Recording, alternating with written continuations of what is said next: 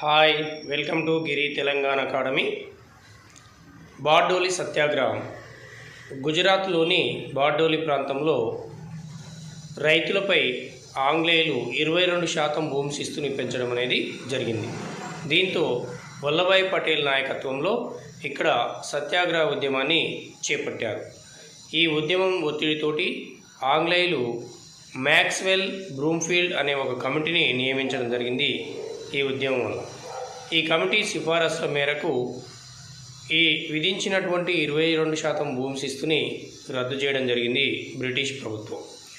ఈ ఉద్యమం సందర్భంగా వల్లభాయ్ పటేల్కి సర్దార్ అనే బిరుదు లభించింది.